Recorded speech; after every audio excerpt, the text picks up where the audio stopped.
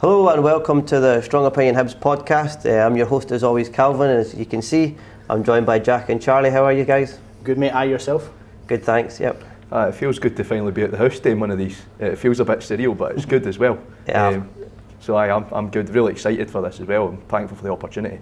Yeah, of course, and as you can already see, we're joined by Boozy, fans' favourite Boozy. How are you doing, Boozy? Very good. Again, very happy to be there, especially in this room. It's excellent. All top as well. Yeah. It's good to see that. Yeah. Yeah, it's a nice backdrop, but I think they're missing one of your shirts. When they get that sorted, I think so. Missing something. Yeah. So, just for the younger generation of fans sort of coming up now that maybe didn't get to see you playing in a Hibs shirt, we're just going to ask you some questions just so that they can get to know you, yes, and just to reminisce about the fans that obviously do know you. So, you grew up in France. So, how did your love for football start? So I grew up in a football family, so it was pretty natural for me. All my older brother play football, my cousin, all my street play football. So it was just natural to play football. And my dad was involved in the team as well, so it took me at the age of 5 years old. That was me. Keep going on like this. So growing up in France, I imagine like some of the best players that I've ever seen, like Henry's, Vieira's, people like that. But who were some of your football idols growing up? So I know I'm from Le Havre, but I'm a big Marseille fan. Right. Yeah. So I've been hooked. Like when I was 7 or 8, they come to my city. The away fans amaze me. And since that I was hooked at the time in the 90s, early 90s. Marseille was one of the best one of the Europe. biggest. Yeah. So it was great. And Chris Waddle, you must know him. I don't know. Yeah. He was a player for Marseille. He has his long hair. He was doing superb tricks, dribble. He was fun as well. And I have the same haircut. Same as my brother. We all have the same haircut as him. So, Chris Waddle was one of my early memories, like fans. I really enjoyed to see him. So growing up playing football from a young age and having sort of, like you say, that your family and everybody sort of engrossed in it, did you want to be a football player from a young age? Was that something was definitely in the plans? Everybody wants to, not everybody, but in France, surely everybody wants to be a pro, and we know it's a long way to go, but your dream is always there. When you watch football games, you want to always be on a big occasion to be there. Yeah. So if you weren't, just another question, if you didn't make it to football, what do you think you would be doing? So I think I will work with a teenager or young. I definitely enjoy to do that. Have a bit of banter with the young lads and be a model as well. So just to I know I've been a youngster as well. I probably made mistake as well. So to guide, but always have fun. As I think life is too short to don't have fun. Yeah, of course, exactly. Yeah, and I think you could see that you brought that to the team at that sort of time with the sort of flair that you had going about at Hibs as well, I would say. It was a great time, yeah. So I'll just pass you over to Charlie, who's going to go on to talk about your earlier career. Yeah, Boozy, so what was it like starting your career at Le Havre? Well, this was my local team actually. I grew up, I would say, 100 meters from the stadium. I played over there. I played all from age 6 to 25. I played for the same team. It was a big thing for us, for my family as well. And I never took the plane before. Oh, wow. And at age, I was 20, so I know it's a long story. But during the week, there were loads. I was a young boy at the time on the reserve type, and there was a few injuries in the midfield area and 2 suspension. And on a Monday, the coach for the first team, I never trained with the first team before. They say, "Oh, you train with us the whole week." And a Saturday morning, I took the plane for the first time and I play at Saint-Etienne, which is they play a green like us here. And the atmosphere was 35,000 in the stadium. It was such an experience. The game was free each as well. It was a terrific game. I played the whole game. I can't think about this. That was terrific souvenir. Yeah. So during your time at Le Havre, you spent some time on loan at AS Beauvais. So how did that come about? Yes. My first year was excellent. We played in the first top league in Ligue 1. I scored 4 goals. I played maybe 25 games for a youngster. I was good. The second year we got relegated. I didn't play that much. I think I needed a new start as well. So a new manager say, "Oh, go on loan for a year." I come back here, and I was a very low club, and I think that put me back to reality. I started in the top flight, and I needed to go to the lower league to play much. I came back, we were back in the top flight as well. Yeah. So it was a good experience overall there. And then after 5 years at Le Havre, you get released. So was it a case of you wanted to stay in France to play football, or were you looking to move abroad? Yes, I was painful because I played all my life over there, and my family are always been there. So it was a turn to my career. But when you look back, that was the best move ever happened to me. So I needed that to move different country. You know, as a youngster in France, everybody wants to have an opportunity abroad. No, like here, do you want to play for Rangers, Celtic, Hibs, or whatever, or Manu, or whatever. But in France, you all want to go abroad. So I wanted to do that. The opportunity, I was 25, so it was a perfect age for me to move on here. And 18 years after, I'm still here. So talk to us about the move to Hibs then, Boozy. How did that all come about? Yeah, but so an agent told me, I have a few contacts in Scotland. There's 2-3 teams. I've got contact for trials. Say, on you go. I'm going. And my first one was a Hibs, and I didn't do the other trials because I signed pretty quickly here.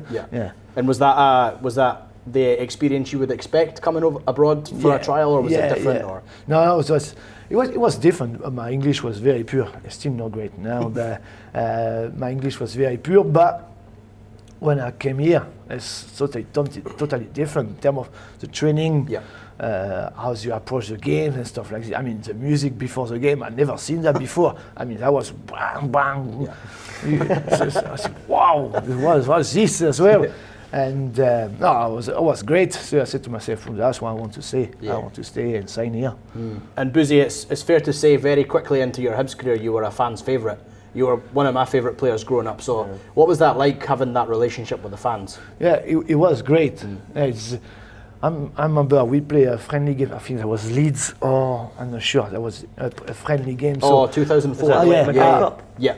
Something like this. I think that was Leeds. I received a ball from the left, I open, I switch a play, and there's a whole stadium. Wow!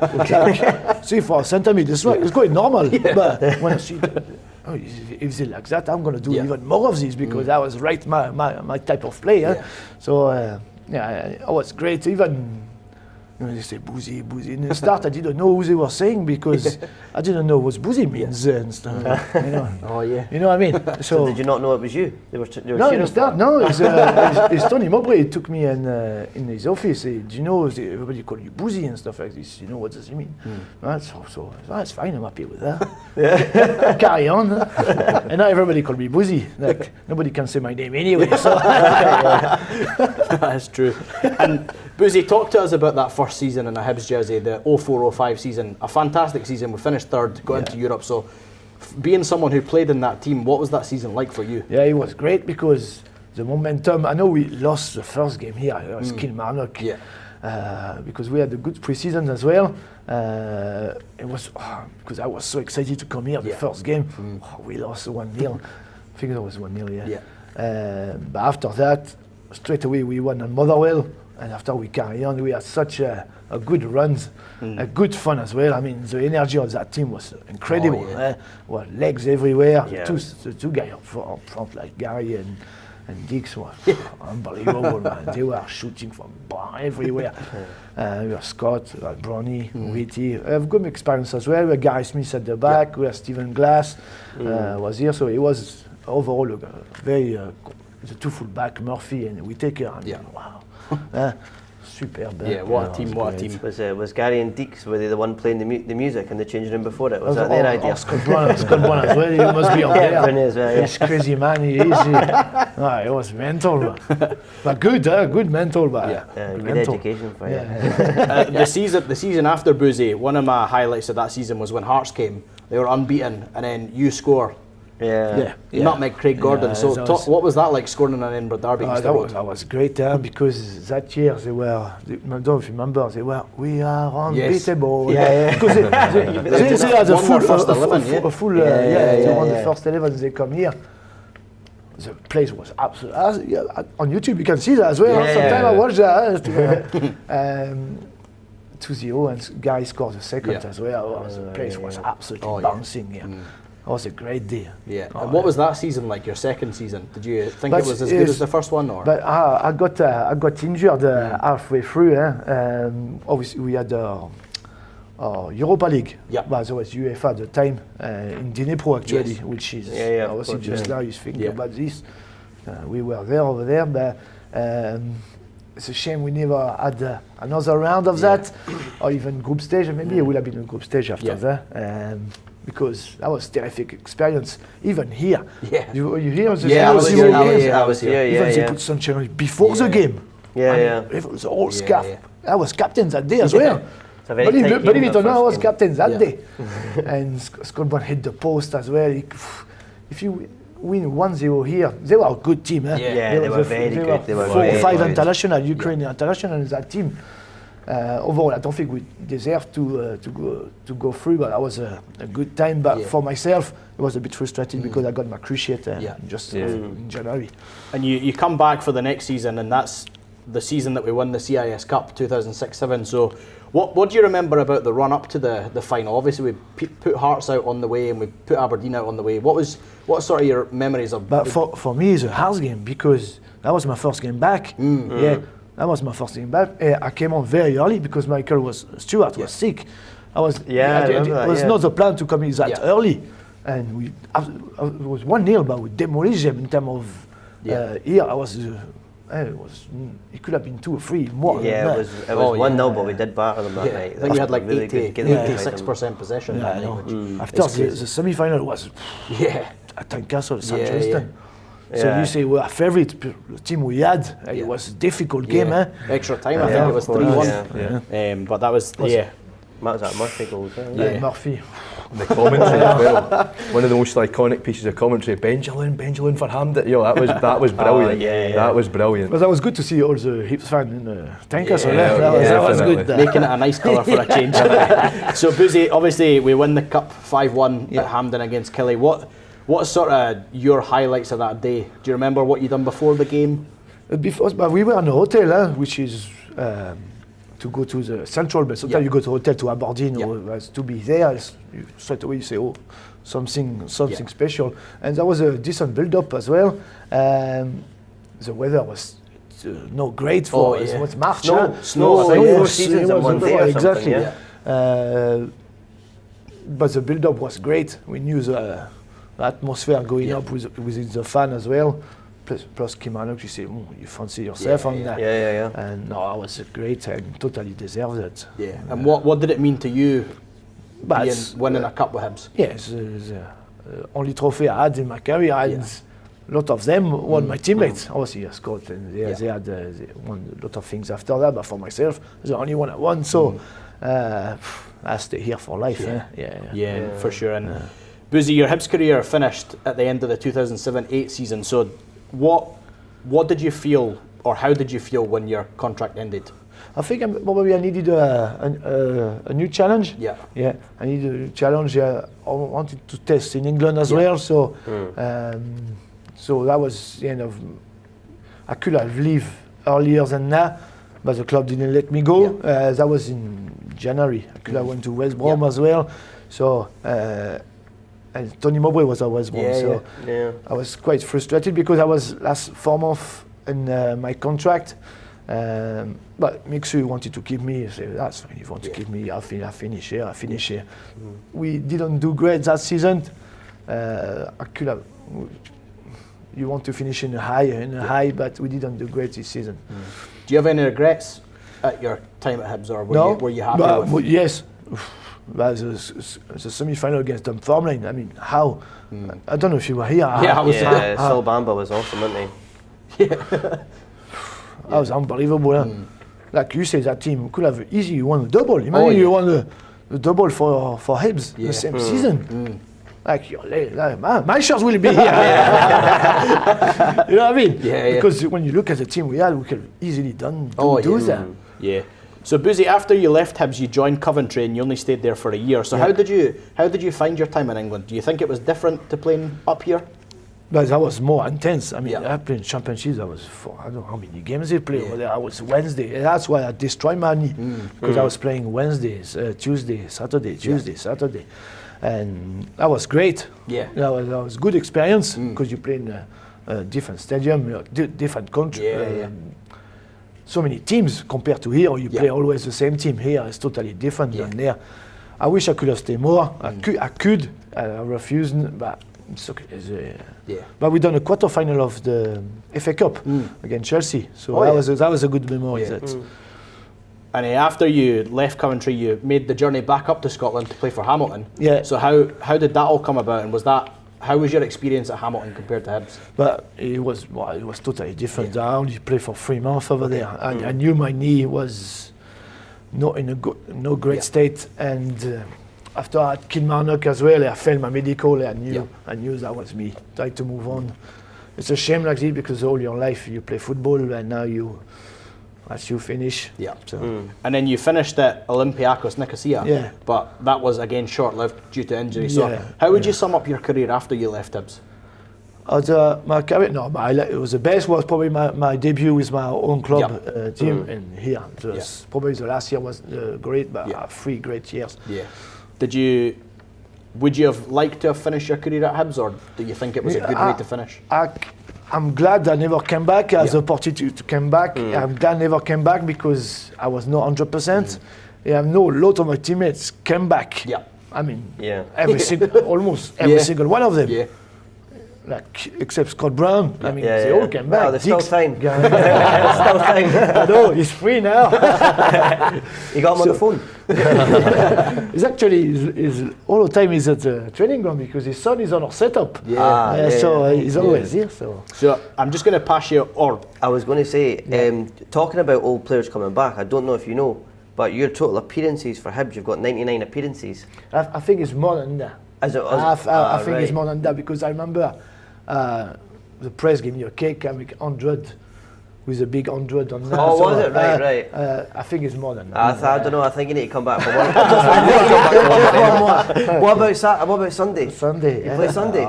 Joe Newell's injured, we're looking for a centre mid. Yeah, I think. Is he not coming back now? No. Is he not training now? He might be back, but no, I think 99. I think he needs to play.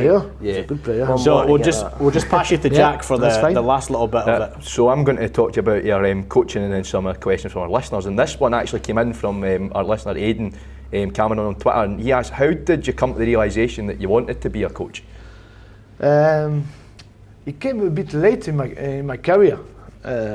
When I had my cruciate, I said, "Ooh, no long time to go, son. So what are you going to do after football?" So I wanted, I get married, I have kids as well. I knew I wanted to stay here.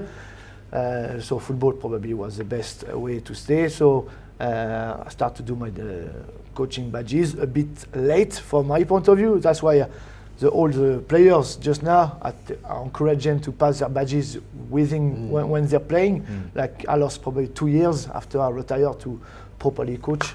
So now I'm glad because all my frustration by finish playing gone because I compensate that to be on the other side of the touchline by coaching and especially youngsters. Brilliant. Yeah, and obviously as a Frenchman, you look at coaches like Arsene Wenger and Didier Deschamps, and do you look up to them as a coach? I don't believe in that in terms of you come from that country, you have the stereotype of that. I don't like that. Even Spanish, or you play tiki-taka. I think that's good. Everybody is different. Personality, I think, is the main thing rather than where I come from. I think that's the right, because I think there's too many people that try and sort of emulate. Yeah, exactly. You know, like there's a big like the Portuguese coaches. The Portuguese coach is a new fashion things. I'm sure that will go to. I was a Spanish. I was, everybody wants to be like Guardiola, but not everybody can be like him. Exactly. You can have aspiration, but have your own identity. I think that's really good. It's really refreshing to hear as well. So what was it like being a youth academy coach at Falkirk, and have any of the players you've coached made it professional yet? Yes, there's a few. There's a guy, Seabold. There's loads down there, Fulton as well. Yeah. Fulton, Well, my granddad's low to play for Falkirk, but Falkirk is not as good as it was because they absolutely no academy. But they're coming back now. But what they done, take the academy away was. I think you might have coached my cousin Jason Jarvis. Oh yeah, yes, JJ. JJ's my cousin. He look like you. Yeah. I'm not that ugly. Come on. Oh yeah, yeah, JJ. JJ's my cousin. Yeah, he was at Falkirk as well, but I had him at Hibs as well. Yeah, he was with Hibs too. Yeah. He was a good player, him. Yeah, he was. He's actually, because you went on to coach Stirling University. That's where he is now. Yeah, He's playing is for he? Stirling. Yeah. Oh, tell him hi because I will remember he was a great player. He'll hopefully watch. I remember him. Calvin's mentioned it there, but after Falkirk you made the move to Stirling University to manage the second team. So how did that come about? What was that like working with a university team? So, Falkirk was training at Stirling Uni. So I met people over there, and believe it or not, I was a great experience. I mean, the boys was top class. They were students, you know. They want to have fun as well. I was right on my street. I'm still in contact with a lot of them. Good. Oh yeah, yes. I was a great time. Students was, I know sometimes Thursday night they were carry on as well, but I didn't go myself. Training in the Friday morning was a bit. I could imagine. There's some heavy heads. Exactly. Some heavy heads. So in 2012, you became the under-14s coach at Hibs and also worked for the SFA. Did you enjoy having both of those roles? Yes, it was very busy because I was Stirling, I was at Hibs, I was SFA as well. So. Free tracksuit in my boot. I was sure. which team I have today. So now it was great. Yeah.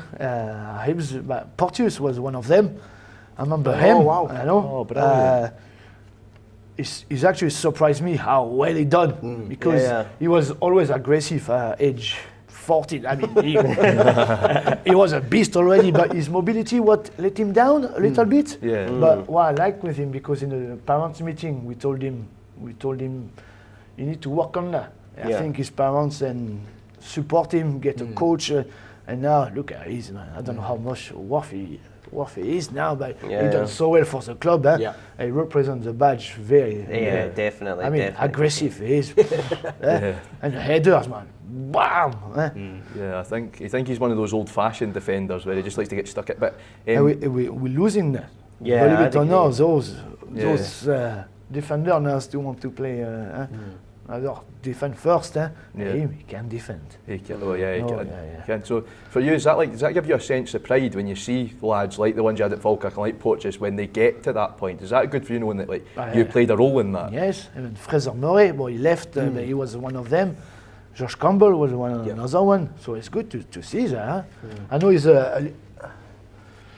maybe a tiny fraction, maybe you help them to do that. So that's a pride. That's why you do that job. Yeah, absolutely. It must be brilliant.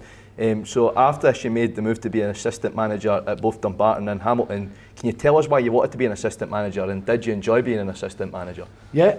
But came Ian Murray, which I play here or there, was a manager at Dumbarton, and Jack Ross was in number 2. And Jack Ross went to Hearts, so he asked me to be his number 2. It didn't last long. That was part-time. But I enjoyed that. I really enjoyed that. And after a full-time opportunity from Hamilton came, and that was great as well. I mean, I spent 7 years over there. It's a good family club. We were in the Premier club. Hibs went down, and it was a bit. Don't speak about it. Less said the better. I know. I think it was always strange seeing you in like Hamilton gear. You know, when you had the Hamilton badge on your jacket, it looked strange. You know. Well, like you said, Calvin, the less said about that, the better. And about Dumbarton, what was it like? Obviously Scottish lower league football. Did you have any good? Was there any good touchline brawls? Any good swearing for the stands? Anything like that? They were in the championship, and Hibs was in the championship as well. It was that time. I remember Hibs played at Dumbarton. Near the rocks. Have you been to Dumbarton? See the Hibs playing here. I could imagine. But yeah, so no, I think Dumbarton Stadium's quite nice with the backdrop and everything like you said. It's beautiful. Yeah, so we'll move on to our next question, which is obviously you've recently just made the decision to rejoin Hibs as an academy coach. What was it about this offer that drew you back to Hibs? But first and foremost, I wanted to get back to work. My career finished with a new manager. I need to move on, and I know Steve Keane because he was my coach at Coventry, and Jack, which I know him as well, John Potter as well, were here at the time. And in between, those two are gone.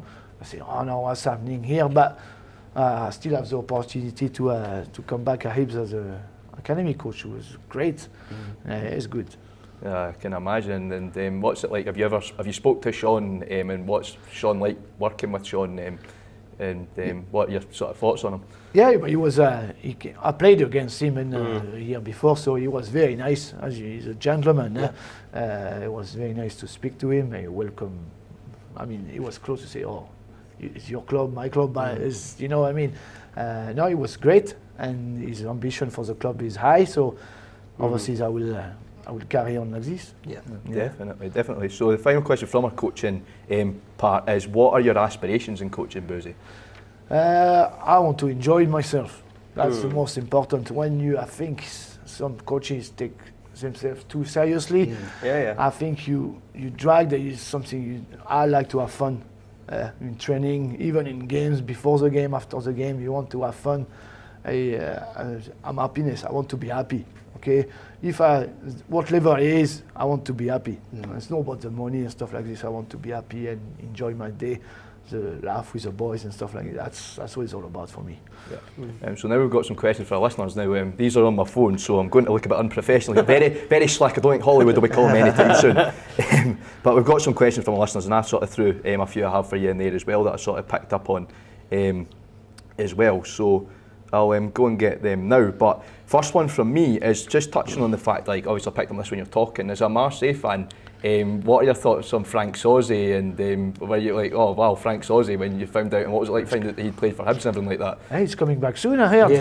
When is that soon? April. Yeah. But Frank Sozzi is a Marseille legend as well. Yeah. Champions League winner. That's a Champions shirt League. just there. That's Frank's shirt there, yeah. Le God. So he's a Champions League winner, French international. I mean, now who is that? Griezmann's going to come here. You know what I mean? Oh yes, please. Yes, Oh, please. Benzema.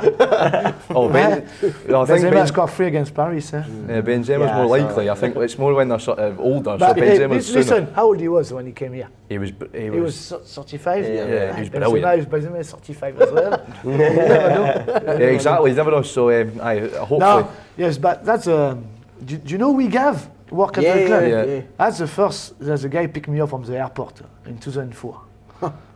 His accent, I mean, my English was very pure. His accent was horrendous for me to try to understand as well. What I can hear is Sozzi. So, as a Hibs fan, you meet a Frenchman, the first thing to say, Frank Sozzi. So that's all the time, hairs are all the time. Yeah, and obviously there was a few other Frenchmen that played for us. Zitelli as well. What did you think of Zitelli as a player? Zitelli was a good player. Yeah, he played for Strasbourg in France. Arpinon. Yep. Matthias Doumbé. Yeah, I like Doumbé. I like Doumbé. But I think the other one is I like Zitelli because he played for Karlsruhe in Germany. Karlsruhe, yes, and I'm a Hertha Berlin good fan. knowledge, my man. Oh, Jack, he's like a football encyclopedia. Stop cheating with He's got Wikipedia. Oh, come on now. We've had this problem with the quiz, so didn't start. No, but because I'm a Hertha fan, obviously Karlsruhe and Hertha have got quite a bit of a friendship with each other, so I'll watch Karlsruhe. Are you a Hertha fan? Yeah, unfortunately. It's my other team, Hertha Berlin. Okay. So obviously, my next question for you is about Louis Stevenson. You know, what's it like seeing the young lad that you played alongside become one of the most appearance players like in the modern era, and to obviously be wearing the captain's armband recently as well, and obviously Louis got 2 as well, one of the most successful players in terms of silverware in the club's history as well. So what's that like seeing that young lad that you played alongside do all of that? It's great to see. And how humble this guy here is unbelievable. In terms of the new generation, it's all about me, social media and stuff like this. You know, all these comments, him, I don't know if he's got social media, but I don't think it's that type anyway. How humble and how long you do your career in the same club. I mean, yes, obviously Paul is here as well. But those type of guys, you should be proud to have those type of guys. And even when their career finish, hopefully, they can do more than that because they represent Hibs. you said earlier, or the younger fan doesn't know me, but the 6 years old will know who is Stevenson. So it's good to keep those guys long as we can, because they'll be a great example for everybody. Yeah, I think it's crazy that I was 6 or 7 when Louis first came through, and now I'm sitting here at 19 and he's still here. I think that's, and all the players that have come and gone. It's great. In that time. He was man of the match in 2007. Yeah, he was. I remember seeing that. He was centre mid though. Yeah, he definitely like he plays left back, left centre back, left wing back. It's great, man. Yeah, you could put him anywhere and he'll put in a shift, you know. That's it. So the sort of final question on my own, I'm being a bit selfish here, but the final question on my own is, what was it like working with John Collins? Obviously he had that experience in France and with Monaco as well, so what was it like working with John as a manager, and like that experience he brought over from Europe as well, that he played at Monaco and had a sort of lot of ideas from his time at Monaco that he brought into coaching? Yeah, no, well, it was good. He has his own idea, like I said, like everybody wants to have his own stuff. Maybe most of the squad maybe didn't have the same view on that, but that's history. But we won a cup. We could have done more than that, definitely. But John has his own coaching philosophy. It's not for everybody, and it didn't work as well. It could have been, but at the end of the day, we won a cup here when he was here. So. It's positive for me. Yeah, definitely. I always think about him when he won the League Cup. I think it was great to see a former player do that, because the last player that had done that before him was obviously Eddie Turnbull, to the manager to win a cup as a ex-Hibs player winner. So it was that. So we'll move on to some of our more listener questions. So these ones have come from Matty for Long Bangers. So what made the Hibs team you played in so special? So that comes from Matty. I think it's just the balance we had in the team. I know you say there's young people, but like I said before, there was Guy Smith at the back who was a great guy. Maybe nobody remember him, but he was very important for me in the squad, because he was looking after us without being like, you do this, you do that. He was great. Even Stephen Glass. I was 25 as well. It was great. 2 strikers.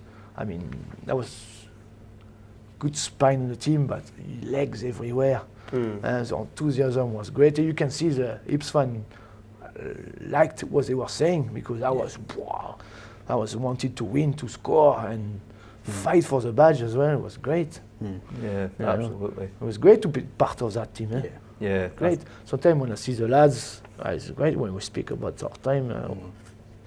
Terrific. That's why you play football, for the memories. Yeah, absolutely. I think that team was the first sort of Hibs team I properly fell in love with as a young fan as well. The League Cup winning team, and all the players. Those are the players that I talked about at school. Most of my pals were all on about Barcelona and everything like that. I was like, Hibs League Cup winning team. So I was a bit of an odd one out at school. You know your stuff.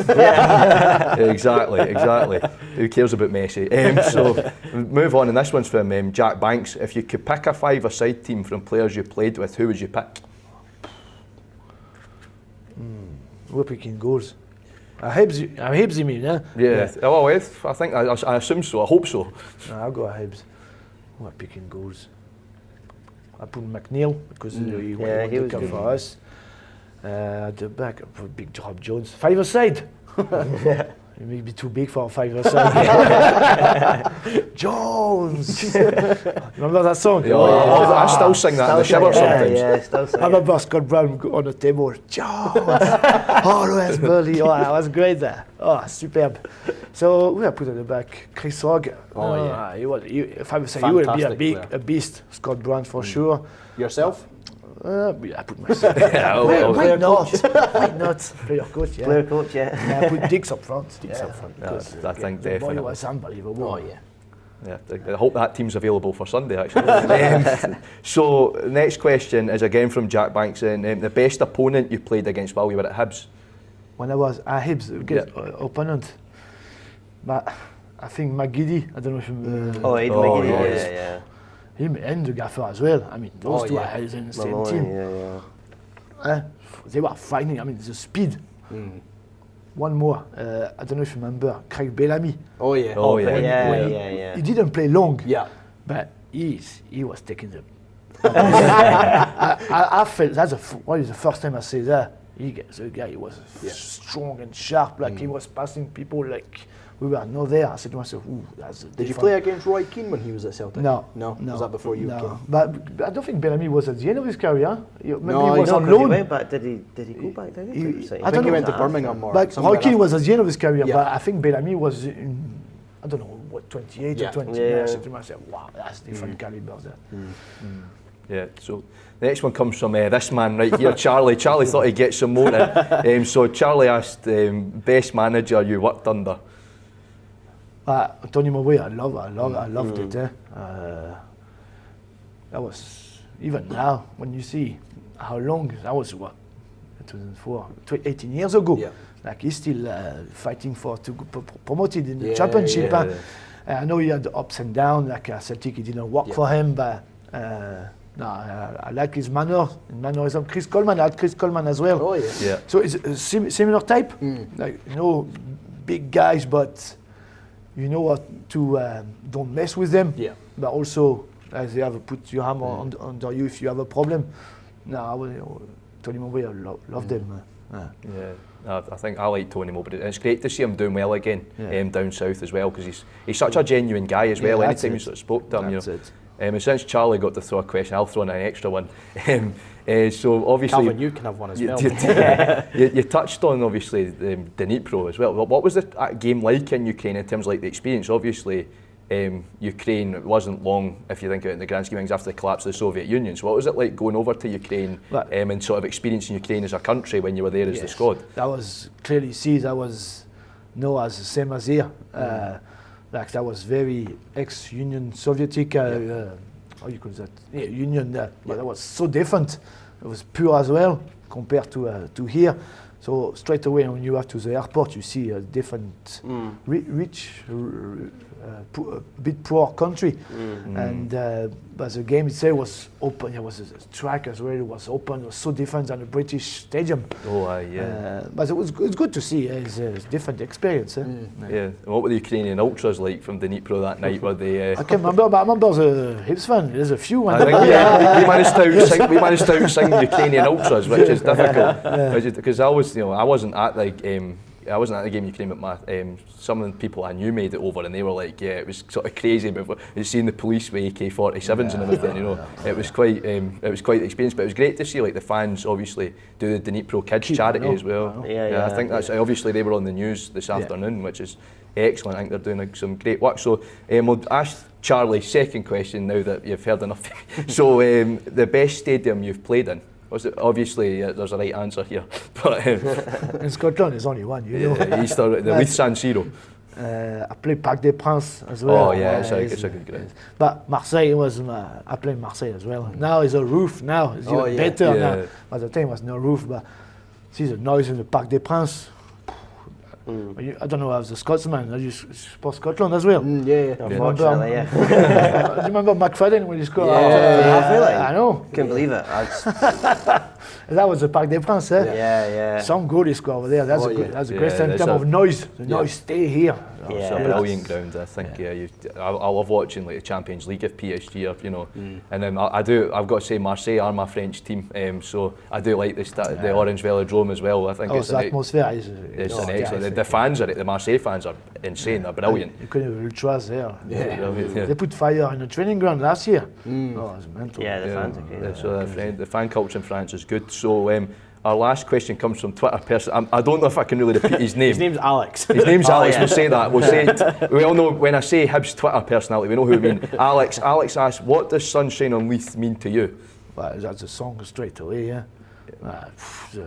After the final, I mean, on the whole scarf.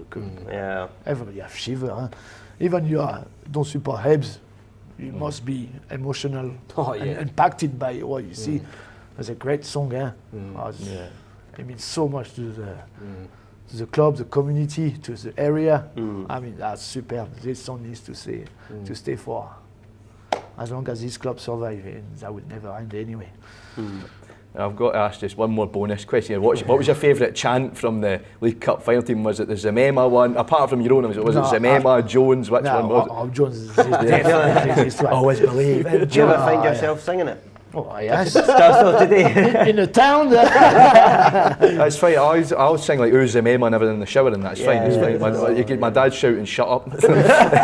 So I'll hand you back over to Calvin just to finish us up. Yeah. So just to finish up, you've had a really good career, and you've been to a lot of clubs and you've seen a lot of clubs, but there seems to be something about Hibs that sort of keeps on bringing you back. What do you think it is about Hibs that's so special that you sort of feel? I get the feeling just from meeting you this short period of time that it feels like home to you. Yeah, it is. Yeah, I met my wife. My wife is from Edinburgh as well. Yeah. See, when I moved to Scotland, to Edinburgh actually, my brother came with me. Right. And my brother still live here. Yeah. Oh, wow. So it means a lot for not only for me, for my family. My parents just for 2 years we didn't see them because of the COVID and stuff like this. Of course, They just arrived last week, and they came here. I don't know how many times, 50, maybe more than that. I mean, they mean so much for us. It's been such a great time. As soon as we arrived here, and we got married. I've got 2 kids. My brother got 3 kids. Create a new clan. Yeah. The Mac Beuzelin clan. Or the Mac Boozy. There must be a 5-a-side. A new 5-a-side. No, it's great, and Hibs is a very big part of my life as well. Yeah. Love it. Plus the training ground now. At the time we didn't have training ground. Huh? Yeah. We were training Portobello, Silver Service, right, Pinky. That was crazy. Now it's so much professional. Huh? There's a stadium as well, a massive improvement in the stadium as well. So the club in the right direction. Yeah, definitely. So I think I'd like just to say from us guys is welcome home, welcome back to Hibs. We're all glad you're here, and we know that there's lots of people watching and listening that are glad to see you back involved with Hibs in some way, shape or form, which is good. So just thanks very much for your time. Thanks for taking the time to speak to us. Thoroughly enjoyed that. Yeah, I really did as well. Perfect. Thank you. Thank you, guys.